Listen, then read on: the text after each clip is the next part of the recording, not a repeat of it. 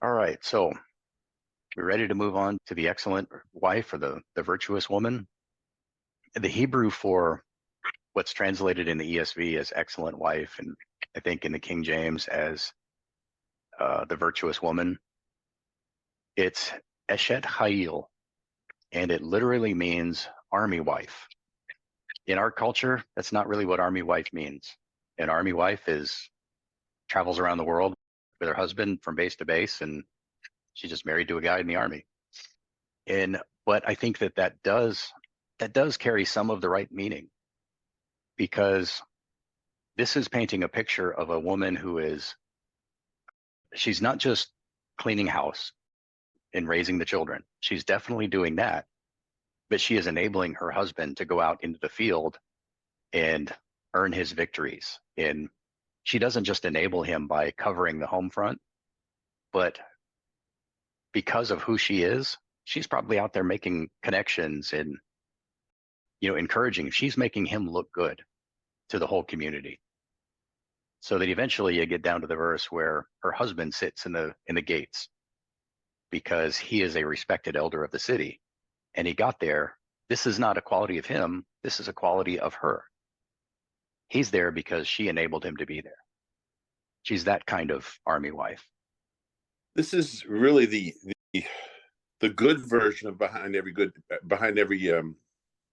successful man is a good woman. Yeah, great man is a good woman. I mean, I think that the modern take on that is it's an ambitious woman, but I think this whole proverb gives a better description that I think is more applicable to that. Yeah, and I think this, like in action, and what this really looks like is that she's taking care of a lot of business so that he can go do what he needs to do, but it's in accepting her role as that like helpmeet, that person who's supposed to be her primary responsibility is supporting him and his family, his household, and building it up. She's not out seeking for herself some name or fortune or whatever. And while she's industrious and like clothes her kids and like does all this stuff, she's not like trying to make some big name for herself and pushing him aside and saying, this is my thing and you do yours, I'll do mine, separate kind of trajectories in terms of focus. It's like it's a united front, it's a united focus, and she's behind the scenes making sure that he can go do what he needs to do. But it doesn't mean she's not doing anything. She's doing a lot. She's doing a ton. It's just not all like living her dreams or like whatever. And it's not to say that that's altogether bad if couples, have worked something like that out, right? It's just that in the biblical context, and especially in this cultural context that they were living in, there was a certain order, and that's what she's like doing. And she's saying, like, you're to the son, like, if you're a king, this is the kind of woman you're going to need because you got a lot to do. Yeah, I was mentioned fortunate. That word. Go ahead, Jay. I was fortunate that I got to see this in action with my grandparents. I started a little bit in action with my wife's father and mother before her mother died, but there was a very distinct, it was a different time and era, obviously. It was a distinctive approach in that the woman was to be industrious.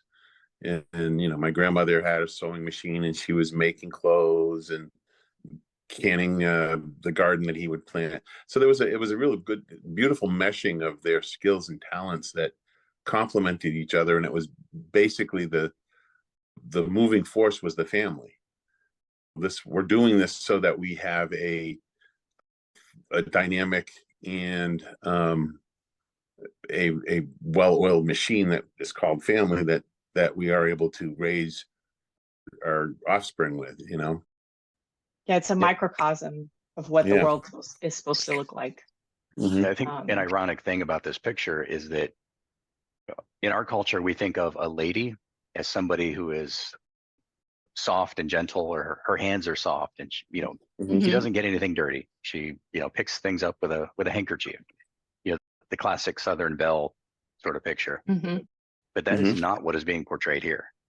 No. I mean, this is a woman who gets her hands dirty. She probably has thick calluses. Mhm.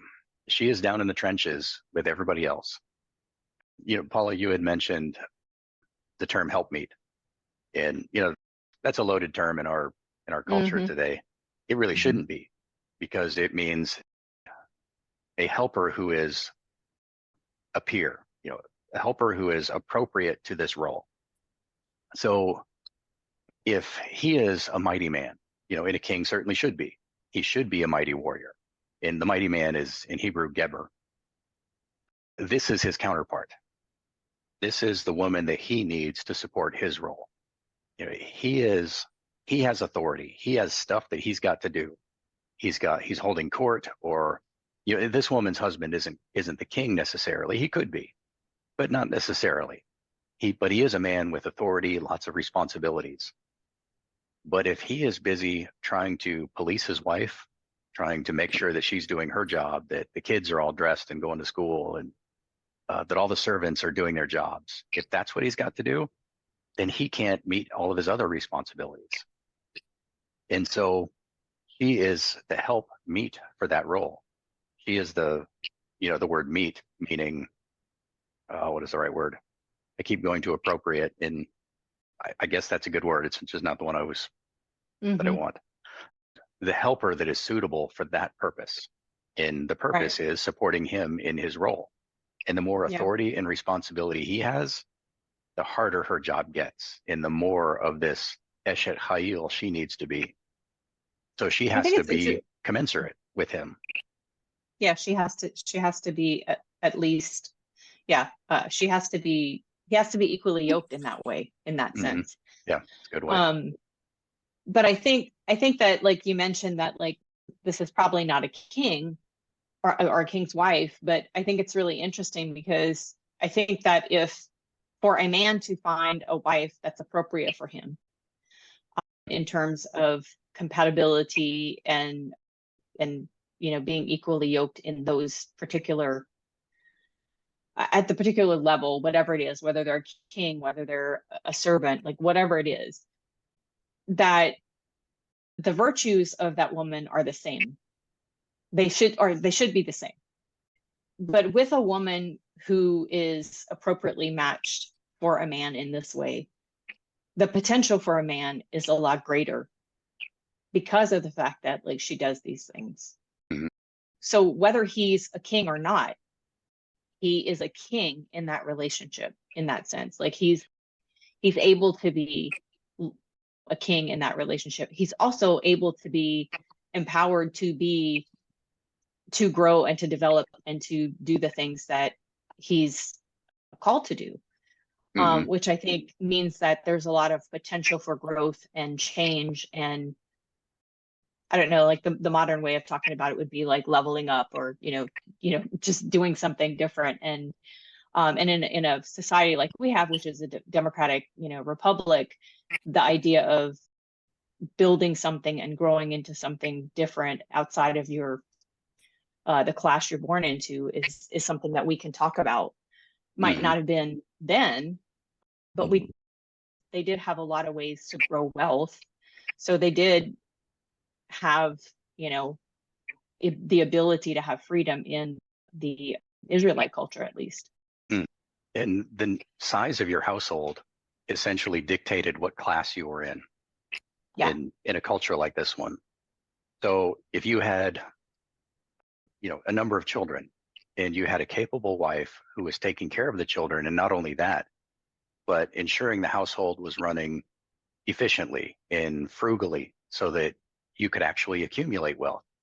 She was not just, keeping the house clean and raising the children, but also being industrious in, whatever she has available. Whatever he brings home, whatever he goes out into the world and is able to procure for the household, she can use it not just to provide for her family, but maybe to bring in some more income. If she's able to do that, then they gain servants, which increases the size of their household again. Right. And so through both of their efforts working together, they increase the stature of their entire house, and they become a clan, so to speak. So there is some social upward mobility in that sense. And she has a lot to do with that. So I'm going to ask a question. I don't believe my question is what I believe. However, Okay. I'm just following the first verse. An excellent wife who can find. Is that not rhetorical? And is that not implying that such a wife does not exist? Well, it is rhetorical. And I think this is meant to be an ideal. If this is what you should be looking for, and honestly, this is a woman who is mature. What's being described here, this is not the woman that you marry. So she's 80 years Yeah. old, right? This is the woman that you hope that she will become. Yep. And Right, Absolutely. there's something really profound that implies right there, in that you have to look for the character of a young woman and see who she could become. And then you have to be the man who can enable her to become that woman. So there's a positive feedback loop there. She can't become this woman if her husband isn't providing what she needs to do it, and It makes me providing the think- support and opportunities. And then he can't become who he needs to be unless she's supporting him and helping him along the way. Makes me think of that a reel that's been going around on Instagram and like Facebook and everywhere for a while now, where it's a preacher that's preaching this sermon, and in the sermon he's preaching about how men and women are designed for different purposes. And like, if you give a woman food from a garden, like she'll make you a meal, and if you give her a house, she'll make you a home. And like, her role is, if you give her essentially like your seed, she will multiply it and give you a baby, like, and all these different things. And it's really true about the roles and what we do and what we're designed for in terms of like giving and receiving, the nature of men and women. And so that idea of what you give to a woman, that she'll multiply it, is that if you find a woman who has really good character when she's young, and you give her the right, inputs, so to speak, you'll get the outputs that they're talking about here, because she'll multiply that, she'll grow that, she'll be industrious and do all these things. And yeah, it's something that like you really have to go back to the nature of a man and a woman in terms of how we were designed. And it's this reciprocal synergistic relationship that's got a feedback loop. And it's just like, if a man gives a woman what she needs, she's going to give him what he needs. And it's a circular thing that just keeps going. Yeah. And if at any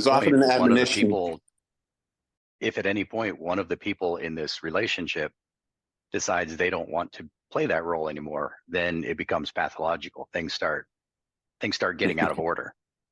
Yeah. So there's often I say often, I do recall advice that I was given to look to the mother as an example for how the daughter could possibly or likely turn out to be. And which is interesting, because in verse 2, again, you're looking at the mother giving advice to the son on how things should be. So almost goes hand in that, it's use your wisdom to try to discern in either situation. Yeah, I think that's very true. And that works for women too. If you want to know how a man is going to be, look at his father. Look at the father. I mean, look at both of his parents, really, but especially the father. I'm sorry, Paula. What? Said, if you want to know how a man's going to be, look at his father. Well, there's good pros and cons to all those things in our modern culture, but I think that from a character standpoint, no matter how you feel about your dad, I think that you have the character's traits that are positive in that way, in that same way. Well, I'm really a kidding. lover of God and a lover of Scripture. My I father know has you his are. eccentricities, but he is a good man, and I would be happy if I can emulate him in those ways. I'd like to Yeah, leave I some think of he his needs to keep, eccentricities yeah, behind, but yeah. okay. In verse 11, the heart of her husband trusts in her, and he will have no lack of gain. And I think that kind of what I was saying earlier is that a woman can never become all that God made her to be if her husband doesn't trust her with his, with his children, with his house, with all of his most valued possessions. But conversely, because she's the kind of woman that he can trust with almost anything, that frees him up to become the man he's meant to be. And she will also help push him in that direction. I know that from my experience, from my relationship with Paula, that her strengths motivate me to keep up. I don't call it ego, call it whatever you want. But if my wife looks so much smarter and more efficient than I do, I think that makes me look bad. So I have to work to keep up with her. And I think that's a good thing. I don't think it's good necessarily for husband and wife to be competing with each other, but we are supposed to be peers. And so if you marry someone if you marry up, that's a good thing for you because it gives you some motivation to move up. And I think ideally, both partners in the marriage should feel like they've married up because you have characteristics that complement each other and can motivate each other to improve in those areas. Yeah. But if you marry a woman who's smarter than you, it does make you look good too. Especially You if she chose a doesn't smart flaunt it. woman. Is she discerning? That's the question. Yeah. That's a good question. Yeah, that goes into the next verse. She does him good and not harm all the days of her life. Because I know that Paula, if she wanted to, she could do me harm, but she chooses not to, and I am grateful. But that's what comes with competency. If somebody is really competent, the more competent they are, the more harm they are capable of doing if they want to. So it's a good thing to have that potential. It's a better thing not to exercise it. I think it's an interesting thing, like, because you brought up the idea of like the complementary characteristics and like the thinking that you married up. I mean, this is one area where I certainly think I married up, and that is that you knew who I was when you married me, and I knew who you were, and you were a lot nicer than I was. And so for me, the marrying up is like I married a guy who's a lot more kind and not as willing to hurt people as I was at the time, and I think that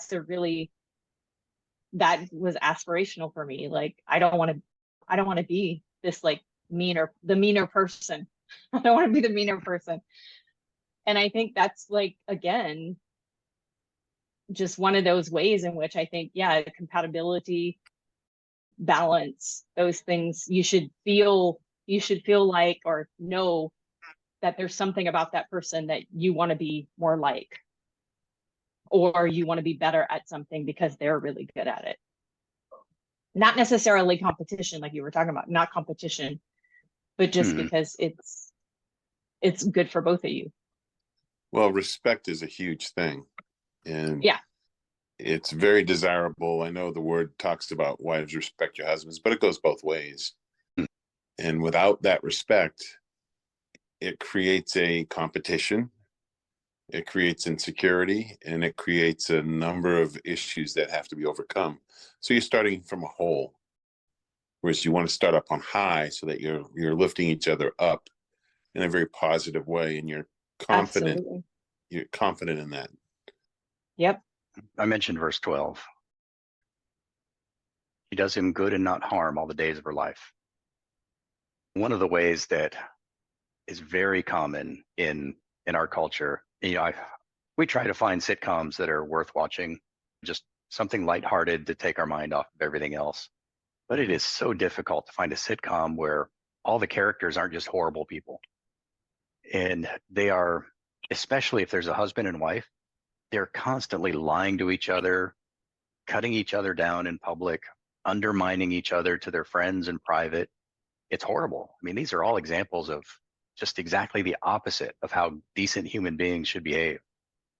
You have to go back 30 or 40 years to find a sitcom where people are behaving like decent human beings. But What's interesting? Oh, sorry. yeah, this thing in public where a spouse will talk about each other's, the negative qualities. Can't remember the word for that. They talk about each other's negatives in front of other people or make jokes about it. And, there might be some place where that's appropriate, but I can't think of any. That's always going to hurt the other person. But that is rampant in our culture. Sorry, I've got a gnat flying around. Yeah, I know it's interesting is like with the sitcom thing, we're supposed to laugh at the things that they're doing Mm-hmm. to, that are tearing down their relationship, essentially. And of course, because it's Hollywood, they make it so that it doesn't tear down their relationship. So they're behaving in all these horrible ways toward each other. Yeah. And then they just smile and make up at the end of the show. Yeah. And then at the end of the show, they make up. And it's like, if people did that on a regular basis, their marriages wouldn't last. Like it just doesn't happen. It's probably why we see even worse divorce rates and stuff in the culture, is because people probably, well, I know people emulate this stuff because you're just talking about it, and we see it all the time. So it's interesting how we're supposed to just like swallow all this stuff and laugh at it. Well, old Hollywood used to be different. And you think you'd go back to as a positive, and there certainly were many positive shows and examples. However, more often than not, the woman was treated as the ditz. Oh, you're driving, a woman driver, that type of thing. Or there was a lack of respect back then too. It was just more male oriented, and it was not necessarily an equal partnership always. I mean, there were good examples, but and then for some reason, some of the sitcoms eliminated the mother altogether. The Andy Griffith Show, where's the mother? There's not. The one with the guy who played the Hulk, Bill Bixby. I know he was on My Favorite Martian, but I don't think that's the one you're talking about. No, it was The Courtship of Eddie's Father. That's what it was. That type of thing. Or there was one with Buffy and Jody. I don't remember the two characters' names, but again, it was a father without a mother. So it was kind of interesting how they eliminated that character in order to present something they thought was a good thing, and it really wasn't. So Hollywood's been messed up for a lot longer than I think we realize. Yes. Yeah, I remember. I was thinking about the I Love Lucy. I mean, that was an early example of a pathological marriage where they were constantly lying to each other and doing harm. And it was an example of what you're describing, where the wife was treated as a ditz who didn't know how to do anything. But it's flip-flop now. The husband has that character role, but yeah, and neither one is good. I mean, no. Of course, Leave It to Beaver would never fly today, but no, it was a good example of a marriage, at least that I remember. I mean, it's been decades, 40 years since I've seen it, more. Like I said, there were some examples, but there were also negative examples as well. Yeah, it's kind of ironic that in the middle of the sexual revolution, that's where I remember the best examples of healthy families portrayed on TV, like the Brady Bunch. There was this but it wasn't blended a family. Well, they were a blended family. Yeah. But the mother and the stepmother, stepfather, whatever, they had a good relationship and they had respect for each other. Right. Which right in the middle of the early 70s, late 60s. That was pretty unusual for that time. And you can look at shows like Happy Days, same era, in a very similar dynamic where the mother and father had this great relationship, lots of respect for each other. The culture around them is just completely falling apart. Yeah, the Waltons would be a good example. Yeah, that kind of went a little far afield. That's okay. Yeah. Verse 13, she seeks wool and flax and works with willing hands. We She's normally not think scared of, to work. nope. And she's not, she's going out to find the wool and flax too. So, I mean, we think of the husband is supposed to be the provider, which in this case, I'm sure he was to an extent, or primarily, but that doesn't mean that she's not also going out to find resources. And this woman also has servants that we see later on in the chapter, but she is still going out, working the wool and the flax. She's, spinning the wool, making linen, doing all this stuff with her own hands, in addition to having servants. In verse 14, she's like the ships of the merchants. That doesn't mean that she's out traveling the world looking for just the right fabrics, but it does mean that she's going around town looking for the best deals, trying to find the right things for her house and the right raw materials. I think it speaks to the management of the household. I mean, those things really speak to the management of the household. Each household would be different in what their needs are. It might look different in the details, but that's essentially what every woman does. If she goes grocery shopping, there's particular things she's buying for her family these days. She's just catering to the needs of her family and going out and sourcing those things, making sure they have it. Yeah, the big difference with this woman is that, she's doing a little bit of shopping for finished products.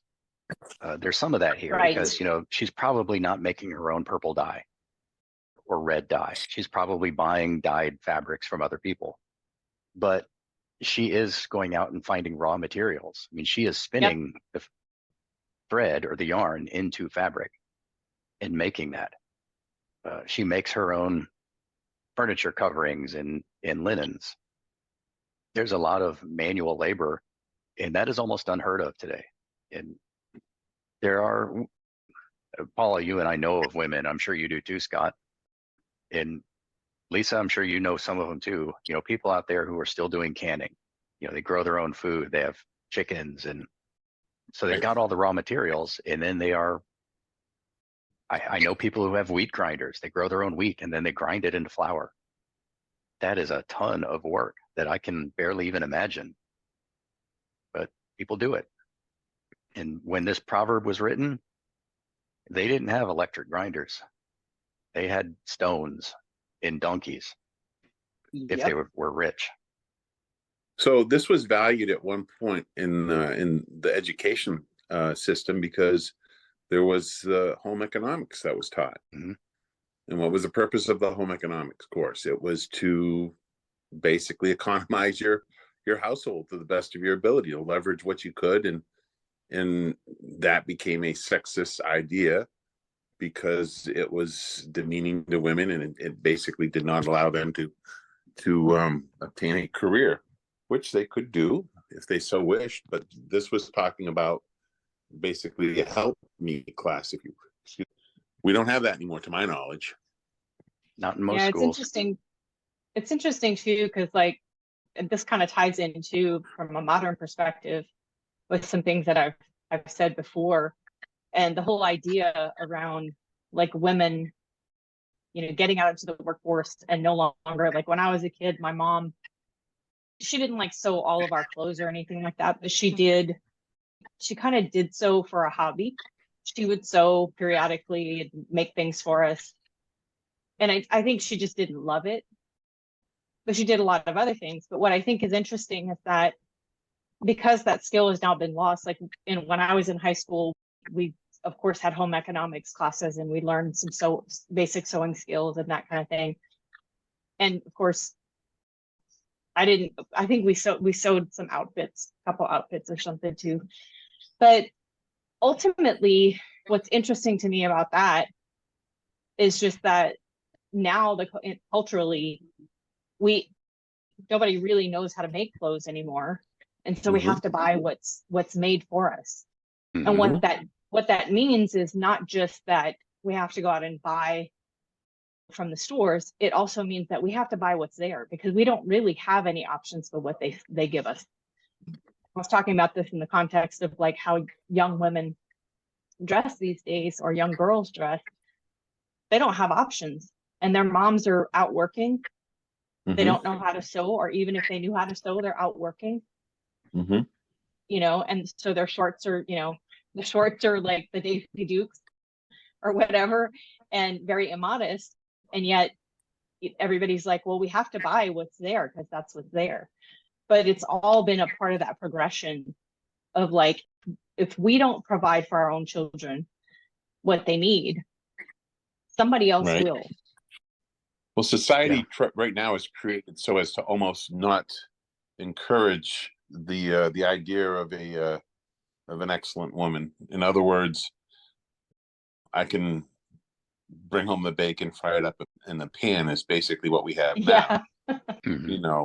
And that's not an excellent woman, because, well, it is, and in terms of this proverb is saying that she is resourceful. And if you have somebody that's out working, that's going to take a lot out of them time wise, and then to come home and try to fulfill these tasks that are before her, there's not enough hours in the day. Yeah, and it's just a misuse of resources. Like it's her skills are being used to bolster someone else's bottom line and build some corporation's house, essentially, even though it's a non-entity. And then her family suffers because essentially she's a corporate slave, and now her family has to like do with whatever they get from the stores or whatever. Like it's so what's interesting is that it becomes like they're dressed by someone else and they get what they get. So it's like the whole family becomes enslaved. And I mean, I know that sounds kind of extreme, but it really is like kind of what we're living in. I Is have that a if we cousin don't, just like if we don't educate our children ourselves, it's all the same downhill slide. I have a cousin that was a power woman. She's retired this year, actually, a month or two ago. But she had an au pair. Is that how you say it? Au pair? Au pair? Is that the proper word? Yeah. Okay. So that's how she accomplished her household needs. She hired somebody else to do it, which a servant, if you will. So there are ways of going about it, I guess, but that's a rarity, So at least in my world, it's a rarity. I think even in this situation, like she has servants, so there are responsibilities that she begins to outsource because she's growing her household. She can outsource to her servant, but she's still working for the benefit of her household. She's still doing all these things that are industrious to build her household. And so, just like in modern day, like, some women I know, like in the circles that I run in, some women are like hiring housekeepers so they can build their businesses. And they're building that for the financial stability of their own families. There's nothing wrong with that. No. As long as the family doesn't suffer. Exactly. So I think like there's some interesting things about that like we can take into consideration for now and say like, yeah, outsourcing stuff's not terrible, but we have to look at the consequences of some of these things and how is this like causing either positive benefit or loss to the family when we do these things. Yeah, I think there's a consistent theme through here that everything she's doing, whether it's going out and making business deals, she's buying land and planting a vineyard, everything that she does is for the well-being of her family. It all comes back into the household. And empire oriented. She doesn't have an independent personal aspiration. Like she doesn't have an identity outside of her family. And that sounds horrible to the modern sensibility, but that's how we were designed. And really, he doesn't either. Her husband doesn't really have a solid identity outside of his family and community. His identity extends further than hers in that he's portrayed as an elder in the city. So he has this extended responsibility over not just his family, but his community too. But in God's intended economy, everything is local, everything is tied to the family.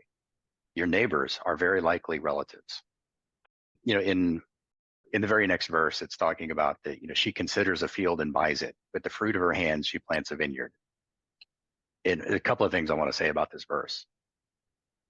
There's a tendency of commentators to spiritualize everything in this chapter.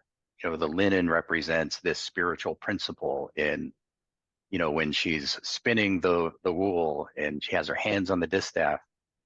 This is talking about her responsibilities for her children, and she molds them into the right shape and weaves their lives together. I don't think that's what it's talking about at all. I think it's really talking about flax and linen, like the actual plant fibers and wool from a goat. But there is some spiritual principles in here. In verse 16, on the practical side, in ancient Israel, she could not buy a field. She could lease it. So there's something being lost in translation here, because fields were like agricultural fields outside of a city. They could be inherited, but they could not be permanently bought. You could lease it for up to 50 years, assuming that Israel was following God's commandments. The Jubilee. Yeah. So at most, she could lease it for 50 years. But that's plenty of time to plant a vineyard and grow grapes and, make it productive. And profit. Yeah. Yeah. So, she is going out and she has the authority to make contracts, to lease land, to do all this stuff that, people like to talk about how women were chattel, they were virtual slaves in ancient Israel. That's just not true. It was definitely patriarchal, and that seems to be God's intended plan for all communities, for all culture.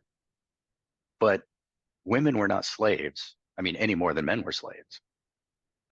They were under the authority of their husbands or fathers, but they still had the freedom to go out into the world and do business and carry on life in the community. They could serve as witnesses in court. There's this myth that women weren't allowed to be witnesses in court. And it's not totally a myth, because there were some rabbinic rules about that. And, women's testimony counted for less than men's. But that is foreign to Scripture. God's plan is that if somebody is a witness to a crime, they can testify in court. A woman can accuse a man of a crime in court, and her word carries just as much weight as his. That's how the scriptural view of men and women. So there are these. Go ahead. I was just saying, in this verse just shows that there was an expectation in ancient Israel that a woman had the authority to go out and contract to lease real estate on her own. Her husband could certainly approve it or disapprove it, as the end of Numbers, I can't remember the exact chapter, Numbers 20 something, talks about, if a woman makes a vow, her husband can annul it on the first day he hears it. But if he decides not to, then it stands and she's responsible. And that also proves that she had the authority to make contracts under her own name. Go ahead, Scott. So on DirecTV, there's a show called Life Below Zero, and it takes place in Alaska. And it follows a number of families or single individuals that are basically surviving in that environment. And there is one Eskimo family. It has both the husband and wife. He was not Eskimo. He married into this family. And it's very interesting to watch, because she has a wealth of knowledge that she's sharing with her kids. They're very industrious, taking her daughters out to fish or hunt, and then working on cleaning. And the husband's still doing a number of things too. But they are working as a team for the benefit of the whole. They're working They're very trying to hard survive in that environment. Yeah. Have you seen it? No, but that's a harsh environment. Yeah, I think we watched one episode of it a couple of years ago. Yeah, but it's interesting to watch that particular dynamic for that couple, because she's certainly esteemed, and you realize that the knowledge that she is sharing with her family and kids is that of industry. It's just amazing, the breadth of things that she does. Whether it's smoking salmon, or, they have to go out and catch certain species or kill certain species during different times of the year, and then squirrel it away. And then on top of that, you're working towards your family, but they're also looking out for the welfare of others within that, I assume, tribe or neighbors, because if they have extra, they will share it with those that are around them. So it's a very interesting dynamic, and a lot of what we're reading now seems to be applying to what she is exhibiting. Yeah, that's a really good point. I think it's interesting too to go back to some of what Jay was talking about, like what I think is really offensive to our modern culture about the thoughts that they want to believe that women in the Bible are, during the times that a lot of this history was taking place, that they weren't able to do all these things legally. But what they really have a problem with is that they weren't able to do these things if they were not attached to a man. If it wasn't a husband or a father, then if it was some single woman, like just living, independently, decided she didn't want to be married, she didn't want to do any of these things, it's like she didn't have as much respect or as much rights if she didn't have a household that she belonged to. Well, she was missing a major resource. And so what our modern culture looks at that as well, if she can't do it on her own as a single entity, on her own, independently, without needing anybody else, then it's not valuable. It's not hers. Mm-hmm. And she should want more. She should want to be able to do that independently, but we just weren't designed that way. And it's a kind of a like it or not sort of situation. It's like, I don't mean to like say that like if a woman is divorced or if a woman is single that she shouldn't have support or be allowed to do certain things necessarily. It's just that our culture is really not conformed to the biblical standard. So we can't really compare apples to apples in that way. Yeah, but it is interesting. There were edge cases, like a widow or an orphan, where she could inherit property and she could operate independently if she had the means. Thinking about Zelophehad's daughters, I actually went up and looked up the passage I was thinking of earlier, and it's in Numbers 37. But right before that is the story of Zelophehad's daughters, where he dies without any sons, but he has these 4 daughters, and so they inherit land as if they were sons. And if a man doesn't have any sons and he only has daughters, that was perfectly fine. They could inherit his land, and they owned it. It was theirs. The catch was they were expected to get married, and the land would essentially act as a dowry. They had to marry a man from their own tribe to make sure the land didn't leave their tribe. And if he were to divorce her or he were to die or something, she would keep that land. He would lose it. Whereas, if she dies or if they stay married until they both die and their children inherit, then it all becomes one part of one family's property. So there were cases where a woman could operate independently. It was just unusual and a lot more difficult, because if she didn't have a man to represent her, like at the city gates, she wouldn't get the same respect. Yeah, and again, it points back to that idea that there's a wholeness of the family unit, the husband, wife, the children, like the whole household issue is part of what the culture was designed around. And biblically, that's the way God, wanted it to be. So it's just, we see the results of that today, of the destruction of the family and what that's done to our society. So it's just really interesting that like, we were meant to actually work together. We were meant to actually do these things together. Yeah. Real quick, I want to go back to verse 16. There's a spiritual aspect of this also. We're kind of spiritualizing this text. If you think of a vineyard as a man's family or his descendants, she considers a field and buys it. She's obviously not buying her children, but she does have to evaluate them. She evaluates her children and guides them and makes sure that they become the people that they're supposed to be. She is the primary educator. In many respects, if the family is an image of God, the wife fills that spot or that role of the Holy Spirit as the counselor and the teacher, the comforter. Not saying the Holy Spirit is a woman. That's not what I'm saying at all. So don't misunderstand. But she fills that role where the husband represents, God the Father, firstborn son is like the son. They're filling those general categories or those behaviors. But her role here is to help the field become productive, to make vines grow out of it and make those vines fruitful. So she has to improve the soil. She's got to cultivate that land, improve the soil so that it can support the vines. And then she has to plant them, transplant them. In general, I think they were transplanted rather than just planted seeds. And then make it grow. She had to prune those children to become productive vines. And that's not a pleasant process. And her role as the mother is the counselor or the comforter. She has this compassionate connection with her children, and yet she still has a role of pruning. Husbands or fathers are primarily disciplinarians, but mom's got to be a disciplinarian too, especially with the younger children. And that is frequently a painful process. But the goal is to create a vineyard that contributes to the household, that expands her husband's sphere, empire building, as Scott put it.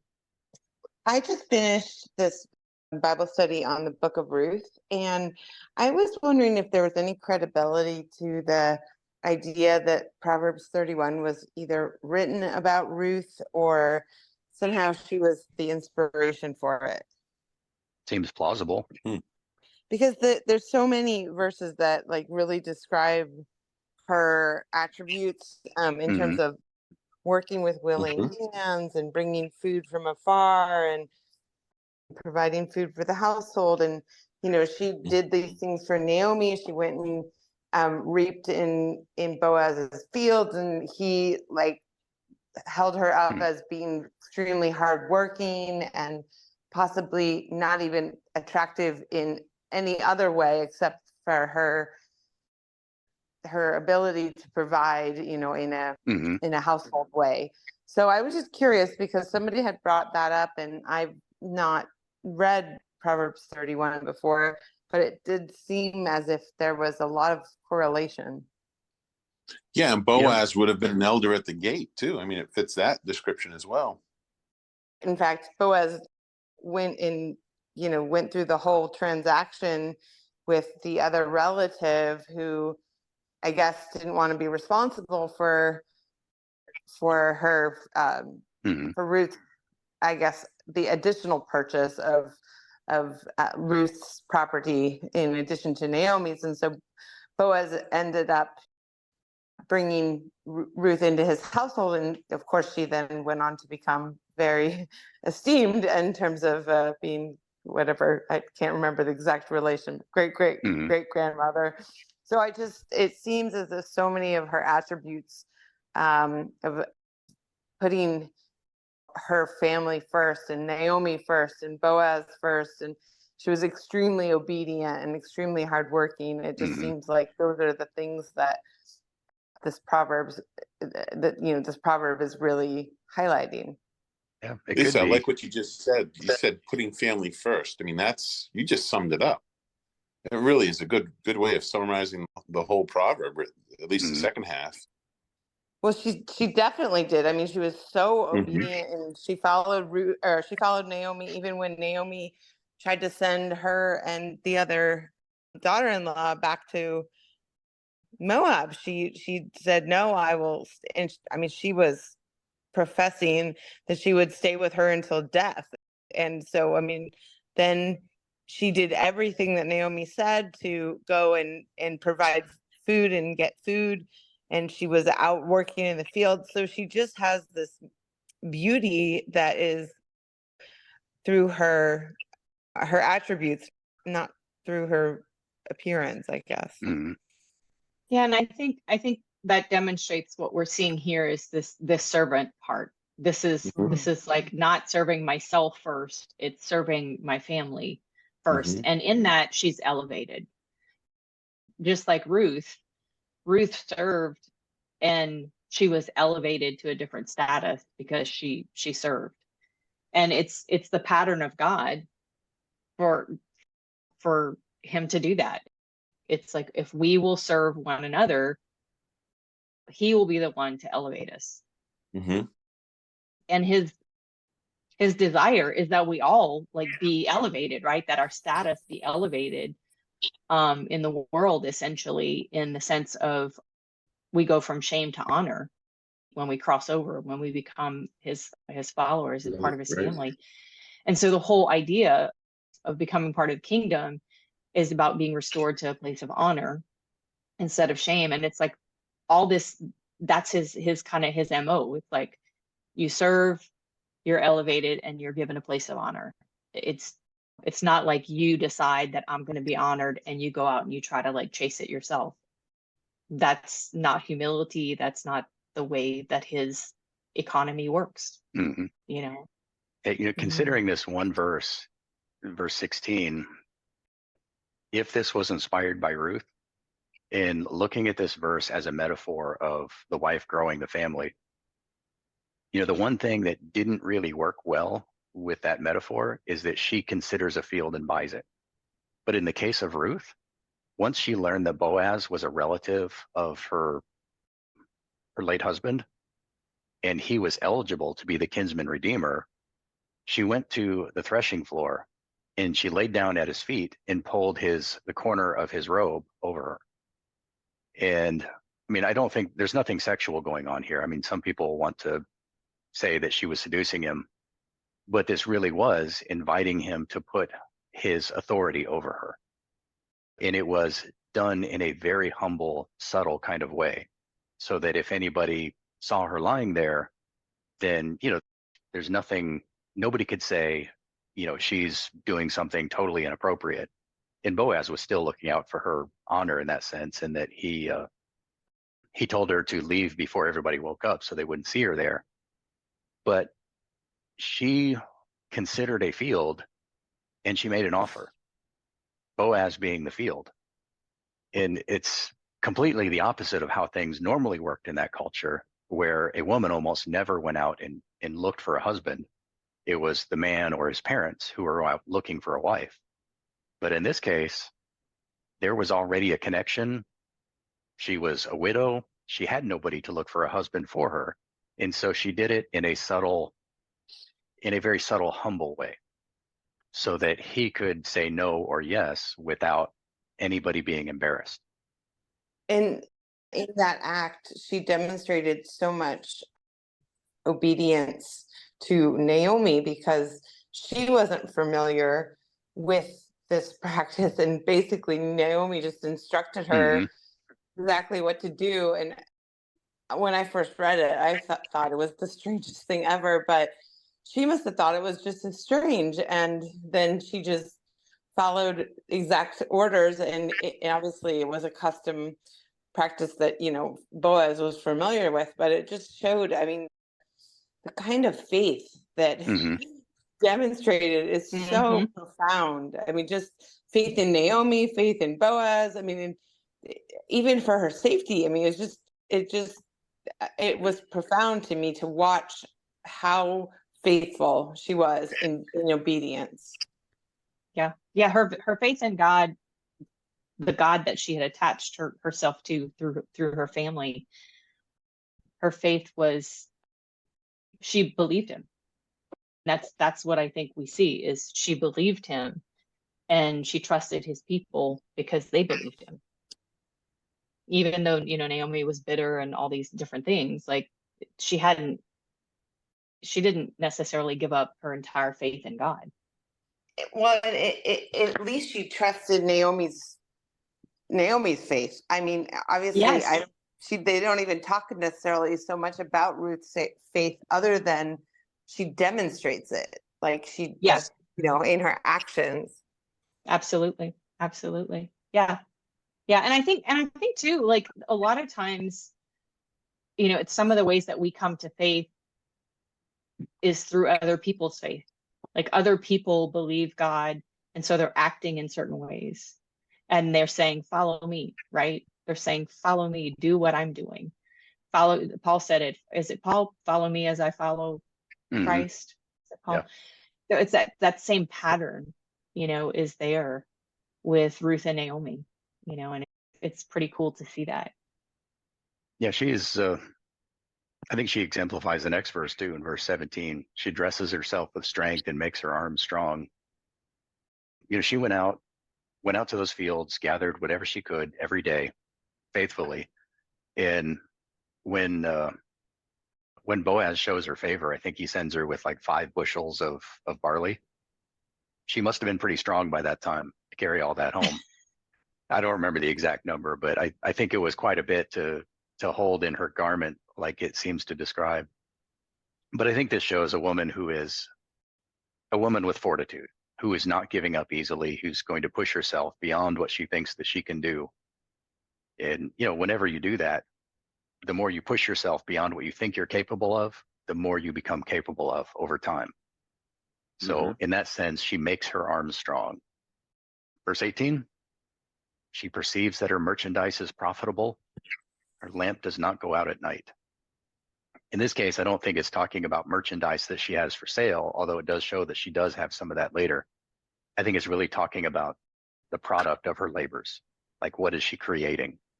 And I think it's saying that she's evaluating it. And just like in verse 17, where she dresses herself with strength and makes her arms strong, she is she is forcing herself to be strong until she becomes strong.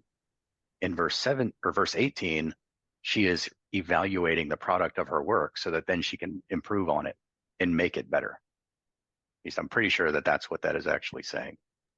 Yeah, I think the lamp, Go I'm ahead. sorry. Her lamp does not go out at night. I think that's really kind of like that reference of like that she's not like done at the end of one day. She's not like at the end of the day kind of giving up. It's like she's thinking about tomorrow. She's thinking about what's going to happen the next day. She's thinking about building on what she's done today. And so that's what I think that's sort of kind of referencing there. Yeah, the branding of today's society is individual, whereas the branding of the excellent woman was family. It was always thinking of what does the family need? What is the most that I can, what's my best course of action to help the family realize its full potential? So we're certainly far from that nowadays, for most of society, not all, obviously, but this is a good goal to return to, if you will, I think, in my opinion. I don't know if we could structurally. I don't know if society is positioned to do that anymore, simply because of financial constraints. It's almost the rarity to have a single income family nowadays. It's almost forced to be a 2-income family for the most part. Yeah, I think that's been deliberate. Yeah. People who want to maximize their profits and efficiency have essentially forced us into an economy where most families have to have both working spouses. Going down to verse 19, we kind of talked about this one a little bit. She puts her hands to the distaff, and I don't know where the stress is on that word. Is it distaff or distaff? I don't know, but it's a textile thing, and her hands hold the spindle. So she has not just gone out and found the linen or the flax and the wool, but she has the equipment and she knows how to spin it, and she does it. She turns it into thread that then she can weave into fabric. And that is certainly a lost art. Well, it also implies that, like in this case, like if we extrapolate out into like modern day, if a woman's not making clothing, that she has a know-how. She knows the process. She knows how to do it. She knows how to make it happen. So she has knowledge, and she puts that knowledge to use. Yeah, that reminds me, up in verse 15, there was a thing that we kind of skipped over. She rises while it's yet night, provides for her household, and portions for her maidens. The portions for her maidens, I don't think it's talking about food. She provides food for her household, but I think the portions are assignments, that she is apportioning the duties of the day to her maidens. Yeah, that's what I was going to But say, yeah, which multiplies things. yeah, and she doesn't, although she gives them assignments, she gives them chores to do, she knows how to do it herself. She knows the process from beginning to end, and she might outsource some of it, but she never relinquishes ultimate responsibility for those things. Yep. And I'm not sure what the modern equivalent of this would be. There's not a whole lot of call right now for spinning your own thread and weaving your own cloth. It would be an interesting skill to learn probably, but not really very useful when we've got textiles that you can go down to the store and buy all the cloth you need. Yeah, but okay. But So the skill you would equate that to now is selecting the proper cloth, the proper material. yeah, maybe so. Knowing where to get it, what kind of Mhm. what cloths are appropriate for what sort of tasks. Probably knowing what's in the cloth too. So, if you're concerned with mixed fibers, not mixing linen and wool, or Mhm. if you have, certain materials could have potential health effects. Knowing what's in the material you're buying could be important. Knowing where it came from. If a cloth was made in China, are there things in the fabric that aren't listed on the labels? You've been talking to me. Well, I should hope so. More importantly, I've been listening. Let's see, where are we?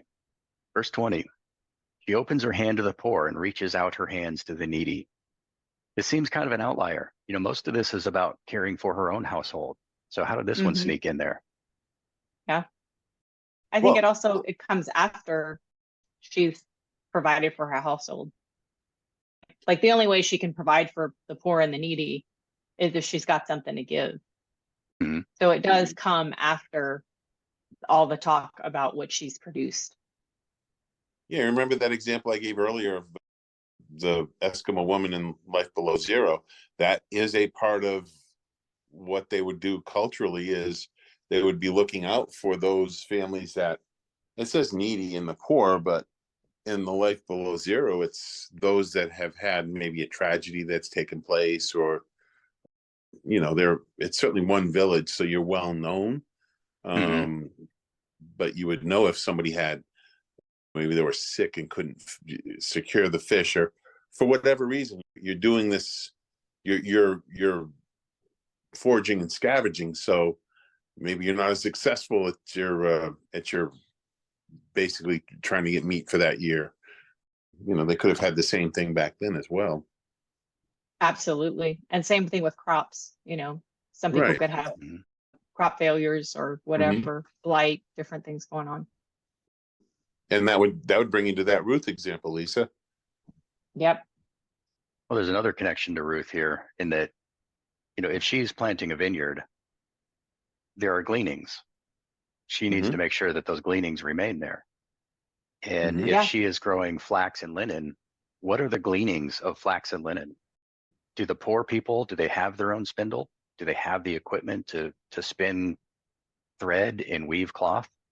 If not, maybe making some of that available to the poor people in your community is Mm. the equivalent of allowing them to glean your fields. Yeah. But this also does come back to her own family in that one of her roles is to teach her children how to behave. And this teaches them not only to be grateful for what they've got, but to share it, to be generous. Hmm. Verse 21, she is not afraid of the snow for her household, for all her household are clothed in scarlet. On the surface, this is one of those head scratchers. What does scarlet have to do with the snow? I actually can't remember if I read or saw a commentary saying that, well, darker colors absorb heat, so they'll keep you warmer. I don't think that person has spent much time in the cold. That would be true if you were lying still on a rock, but if you're actually out moving, a darker color really isn't going to make that much of a difference in the middle of winter. I think this really is talking about if you've got the money to buy scarlet cloth, if scarlet and purple dye, these were very expensive. Yep. If you could afford to clothe your family in scarlet clothing, that means they're not limited to one set of clothing. They have layers. You've got a set of clothes that you work in, a set of clothes that you go to social events in, and then you've got this set of clothes that are formal wear, which means that in the winter, if it's really cold, you can layer up. And not everybody can do that. So this means that she has planned ahead. She's, built up over time so that her family has the clothing in, put your scarlet clothes on the inside maybe so they don't get dirty in the snow. I don't know how they would do it. But I think that really it's an implication that if her family is clothed in scarlet, then they also have warm clothing because they've got several sets of clothing that they can layer. That's what I get out of it anyways. I certainly could be wrong about that because I suspect that there's some cultural thing there that we're missing. Well, certainly as long as scarlet was an expensive color dye Mhm. to get a hold of, it's at least indicative of the fact that they have the means to have more clothing regardless. And possibly a more expensive, dense fabric too. Yeah, that makes sense. And that goes into the next verse. She makes bed coverings for herself. Her clothing is fine linen and purple. And there's some differences in translations in this verse. This one says bed coverings. I think King James says tapestries or furniture coverings or something like that. And the King James says silk instead of fine linen. Silk is probably not a reasonable interpretation. This word is usually, I don't remember what the Hebrew word is. It is shesh. But the King James sheshes that this word usually is translated as linen. There was a joke in there, but probably too obscure for anybody to get. I It was missed a really, Jason. it was a really bad pun. Sorry, missed it. Yeah. So I think that Moving on. a blend of the King James and the ESV is probably accurate, that she makes furniture coverings, not just like bed linens.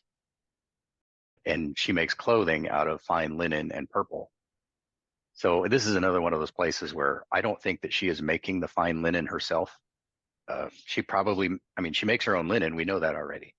But fine linen requires some specialized skills that somebody is probably not going to have unless that's their profession. And purple dye is also very rare and expensive. So she probably buys fine linen and she buys purple dyed cloth, or she buys the dye and dyes the cloth herself. I don't know. But, being a dyer was a profession all on its own because that required some special skills too, knowing how to set the dyes in different kinds of fabrics. But it certainly implies having means. If you couldn't afford purple dye or fine linen, then you can't make clothes out of them. And then we get to her husband is known in the gates when he sits among the elders of the land. And, I think that people read this and they don't realize that this whole chapter is not about him, it's about her. And which means that she is responsible for her husband being known in the gates when he sits among the elders of the land. And, here's a place where I can definitely speak from experience that if your wife has the social skills, she will make connections and get you places that you would never be able to get yourself. Yep. Way to go, Paula. It's the only thing I could probably take credit for is being social. I don't know if that's really something I've cultivated, just maybe naturally born that way. Anything else anybody wants to add to that or the previous couple of verses? Yeah. So let me find the verse. Why would the husband be known at the gate? He would be known because his family is well run. They are not wanting. Yeah. He has servants. His children are well behaved. His wife is well behaved. He's got honor and respect. Yeah. So in verse 24, she makes linen garments and sells them. She delivers sashes to the merchant. And, if her husband is prosperous, he's got lots of holdings. They're doing well. She's doing the best she can to save money, be frugal in the house, and to use the resources that he has given her to grow more, which means that now they've got an abundance. They have extra. So now she's making not just clothing for her own family, but for other people, giving it to the poor, selling it to the merchants. This isn't a career woman. She's not building a career for herself, but this is an enterprising woman. she's got multiple enterprises going on. Oh, in verse 25, after she's clothed everybody else, strength and dignity are her clothing, and she laughs at the time to come. Of course, obviously, she has regular clothes too. But the strength and dignity, these are much more expensive and honorable clothing than, you can cover yourself in fine linens and, purple and red, whatever. But the whole community recognizing that she is a strong and capable woman and dignified. She's not running around. She's not a drunk. She's not making a fool of herself or her husband. And this gets her a lot of respect. And this is what people are going to see. I mean, she might dress well, but people over time in her community are really going to see her character and remember her for that rather than how she dresses. If how she dresses is the thing that she's most known for, she probably has her priorities messed up. Does that make sense? Okay. And verse 26, she opens her mouth with wisdom, and the teaching of kindness is on her tongue. This is, again, teaching her children. She is their first teacher. And there are places, especially in wisdom literature, where the Holy Spirit, the Spirit of God is talked about. In Greek, it's talked about as Sophia, which is the Greek word for wisdom, sort of a personification of wisdom. And so the mother speaking wisdom to her children is another way that she images that role of the Holy Spirit in the life of a believer or of, the people of God. And being the teacher is one of her primary roles. And this phrase, teaching of kindness, is actually Torah Chesed, the Torah of loving kindness. And so it's not just that she's teaching them, but she's giving them principles and stories, parables, things that help them understand wisdom, help them understand what it means to be kind. That loving kindness, the Chesed, is where so frequently in Scripture where God is talking about how he loves his people, it's Chesed that is being talked about. Verse 27 is again talking about how she's not idle. Her identity is as the wife and mother in this house, the matron of the house. So her job doesn't end, at the end of the business day. So Jay, you've heard of the purpose-driven life, right? Mm-hmm. Yeah. This chapter is about the purpose-driven life. That's really what it is. You've got a purpose. You have an understanding of what your role is, and you function to the nth degree in that role. Yeah. And her primary purpose here is to ensure that her family can fulfill its purpose. Exactly. In part, her husband has some mission in life. I think the ultimate I facilitator. really believe that every person, male, female, has a specific mission that God has given them, because we all have individual characteristics. We have strengths and weaknesses. And I don't think that God gives those strengths just arbitrarily. So he has given us all unique roles to play in the world, but they're supposed to be played out within the structure of the family and then the community. The husband is the father of the house. He's the one he's the lawmaker. He is the one who is fighting the battles, being the elder at the gates. He is the authority that reaches out of the community or into the community, depending. And like you said, she is the ultimate facilitator that allows him to do that. Without her support, he couldn't do his job. And so her primary role in life is to enable his role. Yep. And she may have, and probably does have, an active part in that role herself. They are a unit. So whatever his mission is, she's part of that mission. And a big part of that responsibility that he has, he's carrying her on his shoulders. So it's not just that she is a tool that he uses to help him accomplish his mission. He also has a responsibility going in the other direction to make sure that she has what she needs, that she is cared for, that she has the protection in, the covering, that corner of the robe that Ruth pulled over to cover herself when she laid down at Boaz's feet. That was symbolically putting his authority over her, his mantle of authority. But with that comes the responsibility to protect and care for her. And, we were talking earlier about how there's this positive feedback between a husband and wife where they should both be motivating each other to excel and become better. But there's also a dynamic where they're both sacrificing each other, or sacrificing for each other, not sacrificing each other. Right.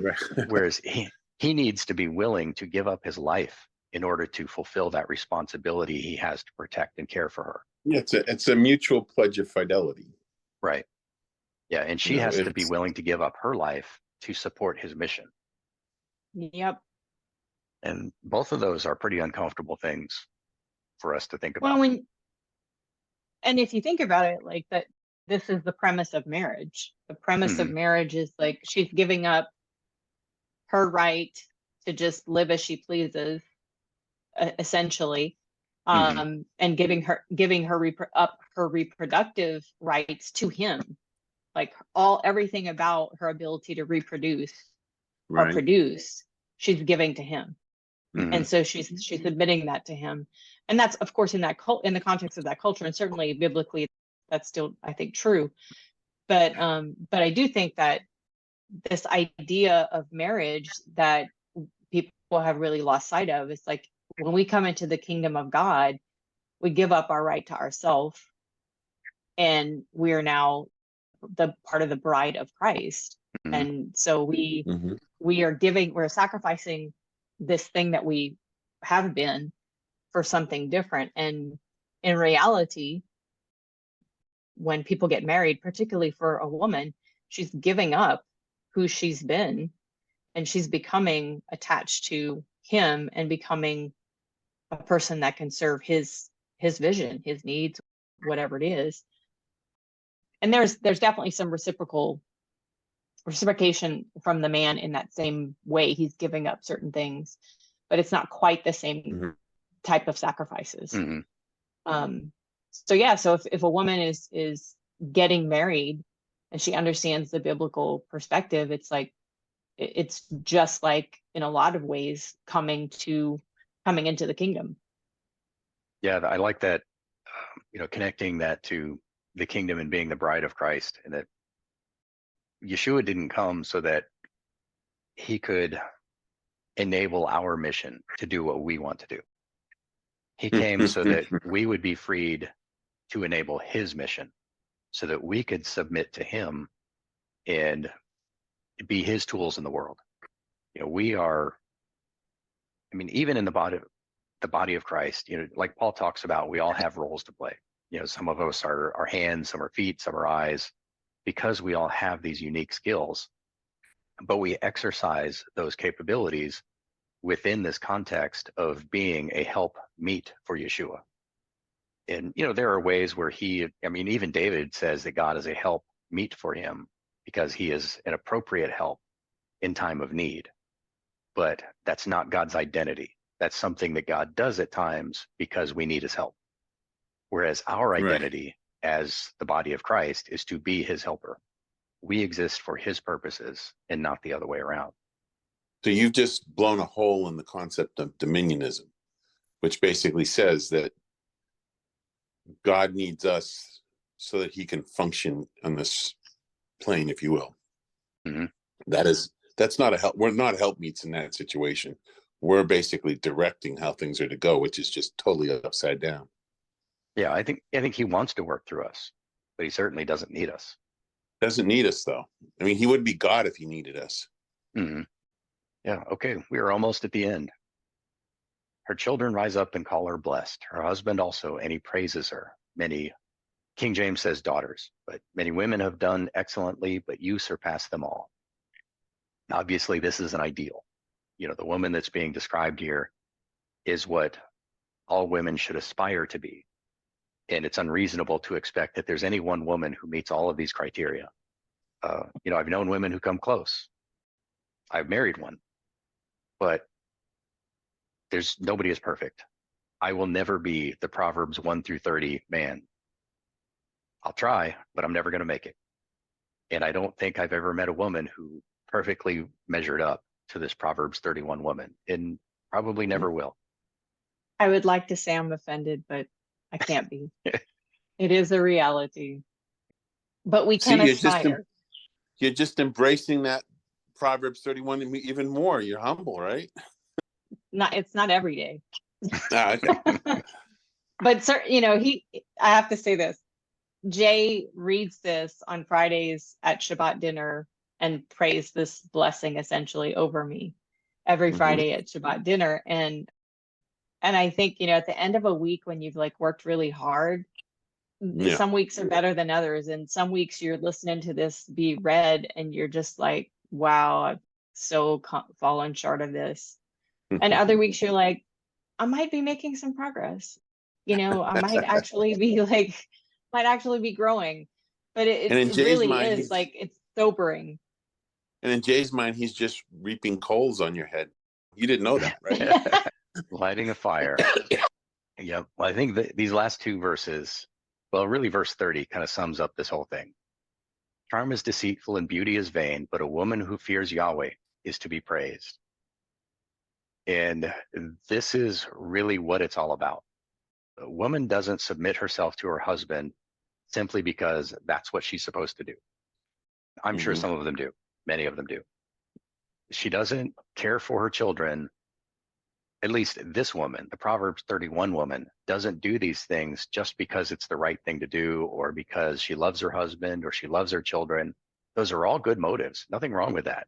But her ultimate motive is that she fears Yahweh. She wants to obey and please him, and therefore she serves her husband. And this is one of the refutations of the bad press that patriarchy gets. Patriarchy, strictly speaking, is a culture or a society where men occupy most or all of the positions of authority. And that's the assumption all through scripture. Whenever God appoints people into positions of authority, he appoints men. There are female prophets, but prophets don't really have any inherent authority. They're not filling an office like king or priest or something like that. A Maybe prophet is judges more as of well. Deborah being a judge. Now, a judge is an exception. A judge does have authority. I mean, Deborah did have authority in Israel. And so I think it's wrong to say that women can't fill positions of authority because obviously Deborah did. But God's norm is to put men in those positions, which qualifies that as patriarchy. But the whole point isn't to serve men. I mean, men are put in these positions of authority to serve God and to serve God by serving the people that they have authority over. And the people under them, they serve God by submitting to that authority. Everybody's ultimate motive needs to be serving God. And if we all have that aim in common, so much of the conflict and confusion about whose role is what just fades away because we're all here to serve a common goal. And the common goal is whatever Yahweh has assigned to us. So if this woman fears Yahweh, the rest begins to fall into place. And if she doesn't, then she starts doing her own thing. Just like, if a king doesn't fear God, he starts ruling for his own benefit and the whole nation suffers for it. But in the end, just like a king, even if he's ruling for God, I mean, David and Solomon primarily ruled for God. I mean, Solomon made a lot of mistakes, but he tried to glorify God in his life, even if he failed at times. And God rewarded them both for it. Josiah, Hezekiah, all of the righteous kings were rewarded greatly by God with wealth, with prestige. And here, this woman, whose primary motivation is to care for, or is to fear God, and therefore she loves and cares for her family. This ends with, give her of the fruit of her hands and let her works praise her in the gates. The gates this is the city hall. This is where the king, if the city has a king, the city elders, the judges, this is where they meet. And they praise her. She's got prestige among the most powerful people in the city. And give her of the fruit of her hands. she has tangible physical rewards for it. It's not just her children, it's fine things. I mean, everybody appreciates good things. If she has earned it, then she should have it. But ultimately, that's up to God, of course. But some people have earned things, they don't get them in this life for God's purposes. This will sound a little not off topic, but a little out there. I think that verse can be used to support, to a degree, capitalism, as opposed to communism or socialism. It's let you reap the rewards of your labor, of your hard work. Mm-hmm. You know. Yeah, under a communist regime or in a communist culture, this woman would not get the fruit of her hands. Everybody else would. And why should she try? I mean, there is no reason for anybody. I mean, no tangible reasons for people to excel in a communism. No. Well, here we are at the end of Proverbs 31, which is the end of Proverbs. Is there anything else that we should add to this? No. Paula, you have anything else to add? No, I don't. Okay. Well then. Thank you, Jay. I think that taking all this time to read and think about Proverbs has definitely changed some ways that I look at the world. You know, one of the things that has come up recently is everybody's talking about the next presidential contest, but the way that I look at political candidates has definitely changed. Anymore, I don't really look so much at the bottom line. Economics, not too impressed. I'm not impressed if the economy does great. I'm not impressed if foreign countries have a lot of respect for our leader. That's great if they do. That's not the bottom line for me. I will vote for the man who shows wisdom, according to Proverbs, who shows restraint, decorum, honesty. I don't know if we have any politicians that meet those criteria. If we do, I don't know about them. Sure would be awesome though.